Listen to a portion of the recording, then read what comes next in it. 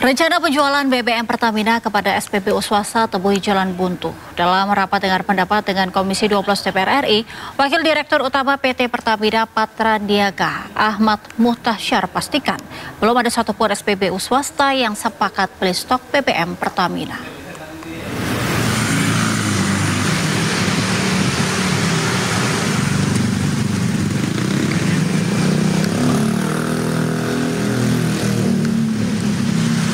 Menurut Muhtasyar, sebelumnya ada 2 SPBU swasta yang berminat untuk beli stok BBM Pertamina. Namun, keduanya batalkan rencana untuk membeli stok BBM dari Pertamina. Salah satu alasan para SPBU swasta karena kandungan etanol yang terdapat dalam biofuel milik Pertamina. Kandungan etanol itulah yang dinilai menjadi kendala SPBU swasta. Jadi tidak ada semua. Isu yang disampaikan kepada rekan-rekan SPBU ini adalah mengenai konten. Kontennya itu ada kandungan etanol. Nah, di mana secara regulasi itu diperkenankan etanol itu sampai jumlah tertentu, kalau tidak salah sampai 20% etanol, kalau tidak salah. Nah, sedangkan ada etanol 3,5%. Nah, ini yang membuat kondisi teman-teman SPBU swasta untuk tidak melanjutkan pembelian karena ada konten etanol tersebut. Di mana konten itu sebetulnya masih masuk ambang yang diperkenankan oleh pemerintah. Sejumlah badan usaha swasta penyedia BBM batal beli BBM dari Pertamina. Masalah kandungan etanol jadi penyebab batalnya SPBU swasta beli BBM dari Pertamina.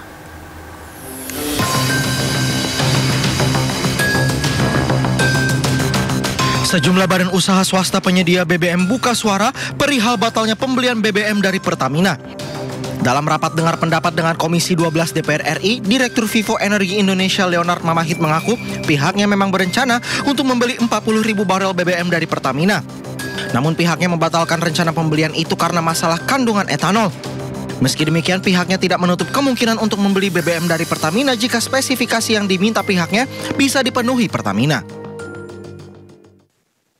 Saran dari Pak Menteri, kami telah mengadakan negosiasi dengan Pertamina untuk membeli, tapi karena ada beberapa hal teknis yang tidak bisa dipenuhi oleh Pertamina, sehingga apa yang sudah kami mintakan itu dengan terpaksa dibatalkan. Sementara itu, Presiden Direktur BPAKR Vanda Laura menyebut pihaknya berpotensi mengambil langkah untuk merumahkan karyawan SPBU jika kekosongan stok BBM yang terjadi sejak akhir Agustus belum juga pulih. Saat ini jumlah karyawan SPBU BP mencapai 650 orang yang tersebar di 70 SPBU. Selain itu juga kami sudah mulai menyesuaikan operasional, bukan hanya jam operasional, namun juga biaya-biaya lainnya yang mencoba kami tekan sebelum kami terpaksa untuk merumahkan karyawan-karyawan kami. Dan ini memang tidak lama lagi nih kalau ini tidak ada solusinya dalam waktu dekat. Seperti yang diketahui, kekosongan pasokan BBM di sejumlah SPBU swasta telah terjadi sejak akhir Agustus.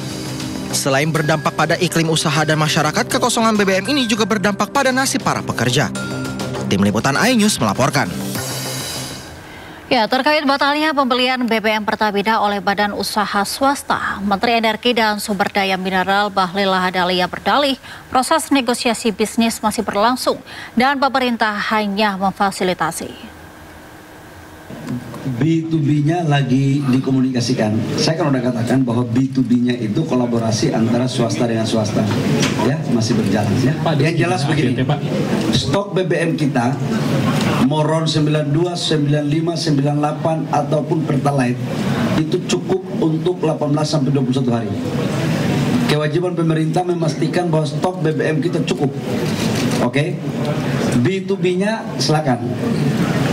Kami hanya memberikan guidance. Selebihnya diatur. Jadi tidak ada alasan dan tidak ada satu persepsi bahwa BBM kita ketersediaan kita menipis, nggak ada, udah penuh, semuanya ada. Kuota impornya pun kita sudah berikan sesuai dengan apa yang disampaikan sebelumnya. Kita ke informasi selanjutnya, Menteri Keuangan Purbaya Yudisadewa menegaskan peluang penambahan anggaran transfer ke daerah atau TKD tetap terbuka, meski saat ini alokasi transfer alami pemotongan. Purbaya mengaku siap merayu pemerintah pusat untuk memperbesar anggaran bagi daerah, asalkan ada perbaikan dalam tata kelola dan penyerapan dana. Purbaya menuturkan salah satu alasan utama pemerintah melakukan pemangkasan transfer ke daerah karena adanya indikasi penyalahgunaan dana. Purbaya meminta pemerintah daerah harus memperbaiki cara menyerap dan mengelola anggaran agar tidak sekedar menjalankan program tanpa pengawasan yang ketat.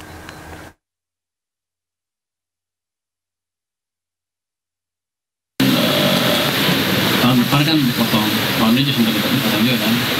Jadi mereka protes sama dengan Anda kayaknya udah sama deh cara berpikirnya dengan bupati atau gubernur. Kenapa dipotong?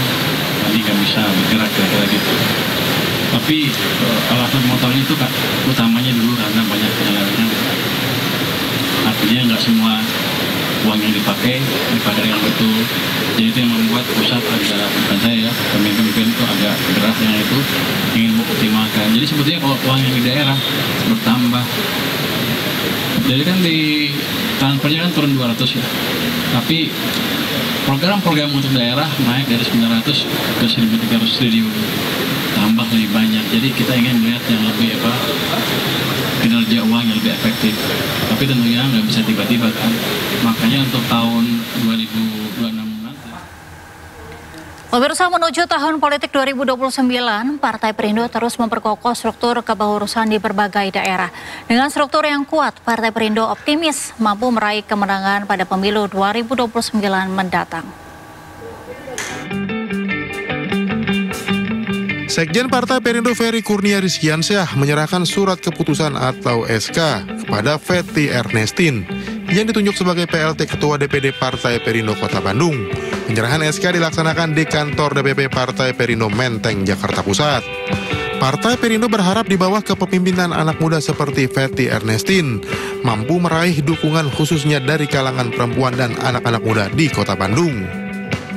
Dan di bawah kepengurusan ketua yang baru ini untuk betul-betul bisa menjaring berbagai tokoh, influencer, siapapun yang memang berminat untuk menjadi bagian dari Partai Perindo, dan tentunya ini menjadi satu modal bagi kita untuk meraih kursi yang ada di Kota Bandung seperti itu. Memang partai ini dibutuhkan 30% perempuan. Nah, setelah ada wanita-wanita yang memang aktif seperti itu, bagaimana nanti kita akan mengkaryakan mereka gitu. Jadi potensi-potensi apa saja yang mereka punya nanti kita arahkan. Partai Perindo yang dipimpin Angela Tanusudibyo akan terus melakukan penguatan struktur di berbagai daerah demi mencapai target lolos parlemen di pemilu 2029 mendatang. Dari Jakarta, Dias Triawan, Novan Dwi Kusuma, iNews melaporkan.